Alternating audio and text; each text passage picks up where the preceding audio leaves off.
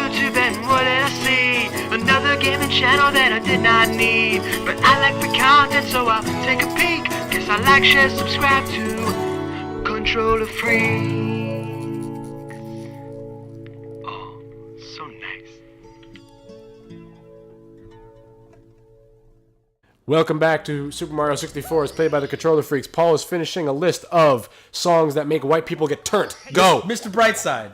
The Killers, yes. Never Gonna Give You Up. Rick Astley. Astley? Astley. Astley. Astley. Astley. Yeah, A-S-T-L-E-Y. No, Astley. Rick Astley. What was I gonna say? Oh, I heard him on the Nerdist. For the first time, he's trying to make a little bit of a comeback. I mean, apparently, like, obviously, in Britain, he's got to be like, however famous he was here, in Britain, he's like George Michael level famous. That's rest in peace, George. Yeah, R.I.P. George. Can I say something? Can I say something that bothered me about the George Michael death coverage? Yes. And maybe you can disagree with me on this as a musician historian that you are. Oh, thank you. I appreciate that. It bothered me that it said ex-Wham singer George Michael dead at whatever. No. Andrew Ridgeley is the ex-Wham singer. George Michael is just George Michael. Andrew Ridgeley? Yeah, he's the other guy in Wham. How you like that piece of trivia right there? Wow, I would never.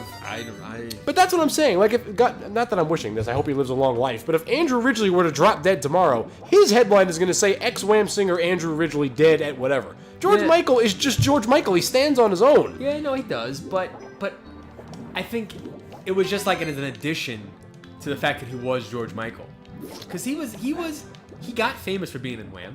Yes. Right, and he had some hits with Wham. People loved He Wham. he probably honestly had more hits with Wham than he did as a solo guy. Because what did he really have with as a solo? He had Faith. And he had what's the other one? It starts with an F. Freedom. Best use of jeans in a music video ever, by the way. Faith. other than Bruce Springsteen in Glory Days. Born in the USA. Nah, was there even a video for Born in the USA? There must have been. But okay. Anyway, the list. yes, finish the list. Eventually, we'll get there. We're almost done. Eye of the Tiger. And the last known survivor. Yeah, see, you're getting turned right now. I'm watching you get turned. It's a great song. Chicken Fried, which is that, I guess that's Zac Brown Band. Yeah, I'm not. I mean, I'm not a big country guy, so that but I can see how if you like that song, that'll do it for you. Right. American Pie. Don McLean. Yeah. Okay. Bye. See that, but that's not a turn. That song doesn't make me get turned. I play it, I love it.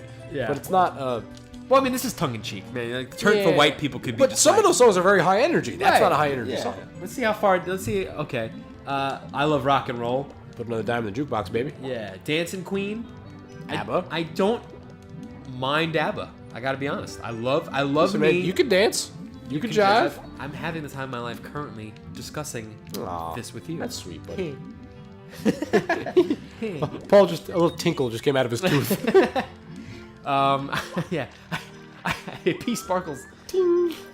So I actually get that looked at. I don't mind some disco. Like I guess when you're looking back on it, like if we weren't around, we weren't alive when like the big like disco sucks. You got to kill disco back in like the 70s when like it was metal versus disco and like, the metal people were way more aggressive and just I mean it's basically that generation's version of techno or super pop like my dad was huge into like all the rock bands at the time and my mom loved disco. Right, the same thing with my parents.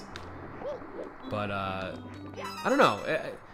I guess because I don't have that ill will towards it. I put on the Bee Gees and I'm just like I have the Saturday Night. Bee Gees got some good shit. I have the Saturday Night Fever soundtrack on vinyl. I was like one of the first vinyls I ever bought. I loved it. It's so awesome. Okay, so what else is there? Oh, Don't You Want Me? I don't like that song that much. Oh, Don't You Want Me, Baby? Okay. Yeah. I like that song. Yeah. We Will Rock You by Queen. Queen, yes, okay. Sorry, I had like a brain freeze there, yes. The Time Warp, which I think is Let's Do the Time Warp, yeah. Hey Jude, which always a great song. Doesn't get you turned though. Yeah, see, that's not a turnt song. And then Piano Man is the last. That's my favorite song. That's your favorite song of all time? My favorite song, yeah. Of all time? Yes. Period. Yes. With a bullet. Number one with a bullet. You know, I just found out what that meant recently. Well, I never knew what it meant. Number one, period. No, see that's not what. what it meant? No, number one with the bullet means when a song would shoot up the Billboard charts to number one so quickly from debuting. They would say it was number one with a bullet because it shot up to the top of the charts. It didn't have a slow climb. I did not know that. I never knew that because I kept hearing it everywhere, and I was just like, "What does it mean? I don't know what number one with a bullet means." I never knew that. Yeah, see, you learned something today. Oh, good. I mean, I'm glad. I mean, I'm doing something with my life. Yeah, learning useless, meaningless phrases. Well, that's what I enjoy. I enjoy useless trivia. I'm really liking the use of cannons. It's like There's cannons all over the place in this game.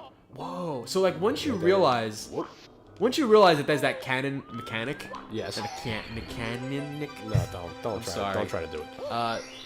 Then you know to look for that. So it kind of makes it informs you for the rest of the. But you have to find that original cannon. Well, find they tell you when you get dropped into the very first level, it says try talking to the pink bomb. And then the bomb says, "Oh, I run the cannons. Like here, we'll open it up for you," and then it does it.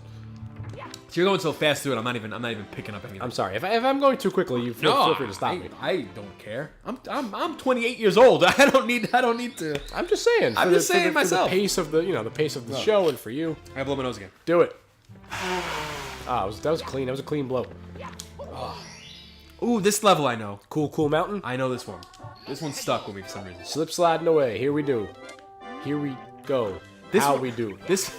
I think I had a minor stroke just now. This is do. I do this. You're making me sound like Sean Penn 2001. I am saying.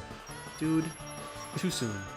Too soon? He's not dead. I don't know. Anyway, this movie reminds me very much so of that horror movie, Jack Frost, about the killer snowman. You ever see that? That was a horror movie? There was the Jack Frost Oh boy.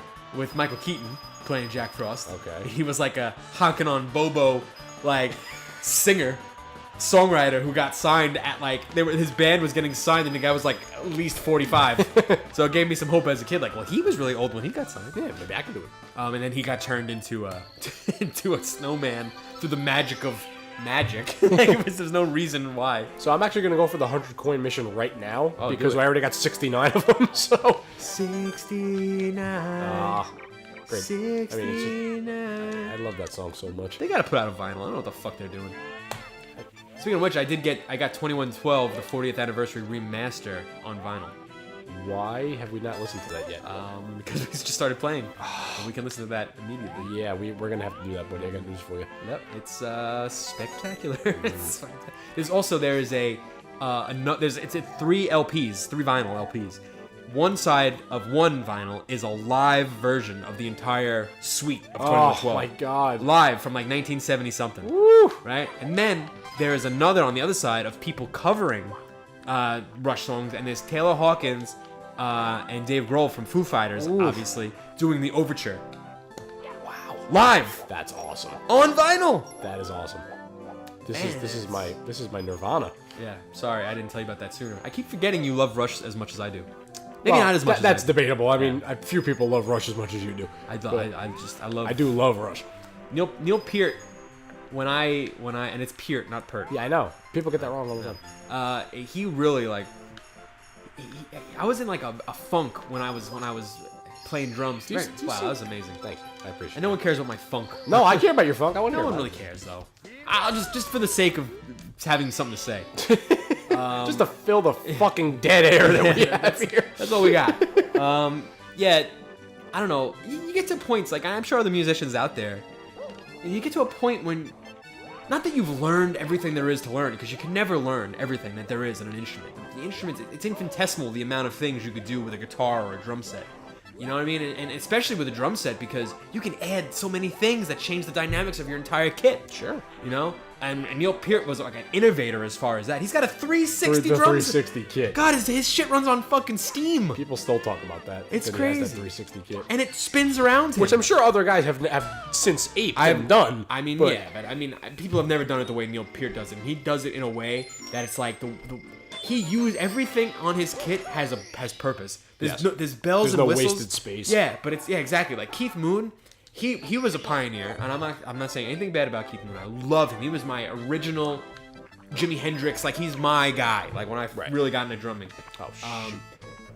like, but he wasn't he made a whole big kit, but like he didn't really. He didn't utilize it. No, and like especially when it got to the later half of his career, when he was really fucked up on drugs, he was fucked up on drugs and he fucked up playing drums. Yeah, Peart is the polar opposite of that. He is precision. He is a motorized. It's like if a machine was playing the drums. Here's the penguin you were talking about earlier. Yes, I remember him. I remember this part very well. But yeah, but like I was in like a little bit of like a creative funk as a drummer. Like like I said, a lot of I didn't want to play anymore, but I just felt like I wasn't getting better. Like you hit a wall. Right. Just like...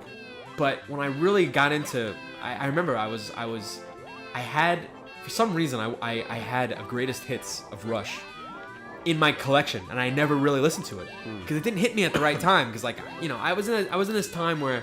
Like, if I heard of a band and I didn't have a CD of it, I went out and bought the CD. Right. And I was like, oh, I don't have any Tom Petty.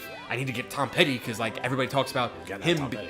Yeah, I'm like, who the fuck's Tom Petty? But, like, I wrote down, I gotta get Tom Petty, American Girl. I have to get, I would argue that's another song that turns up white That people. gets me turned. I do love that song. And Free Fallin', John Mayer's version of Free Fallin' is, makes me want to be a woman. Just so that he could sing it to you. Yeah. Yeah, I found your precious baby. Give me stuff. Boom. Such is life. Yep.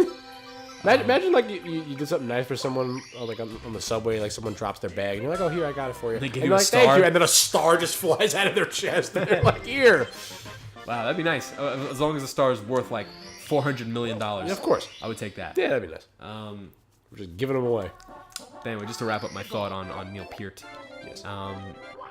Yeah, he really when I got into Rush heavy, his drum playing really set me on a different path, just as a rock drummer too, because he made rock drumming like a science. Like rock drumming is not supposed to be like that. It's supposed to be just very straightforward, and he put this life into it that not many drummers. It's not easy to do,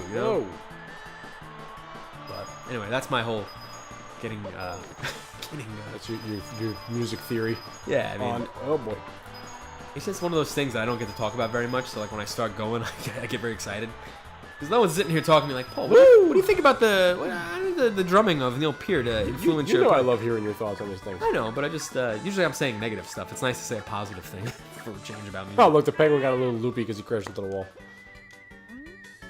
Oh, he's like a little dizzy. I raised him down the slide and he crashed into the wall at the end, and then he like waddled around because he was all lost. Speaking of machine work and scientific precision, That I'm crushing this game. you're absolutely taking this game by the midsection. Dismantling. Yeah, you are taking it by the midsection and going primal on its ass. Next episode. Wow, it's at the end of this episode. Yeah, man. We're rolling. We're rolling along. All right, go freak yourselves, good people.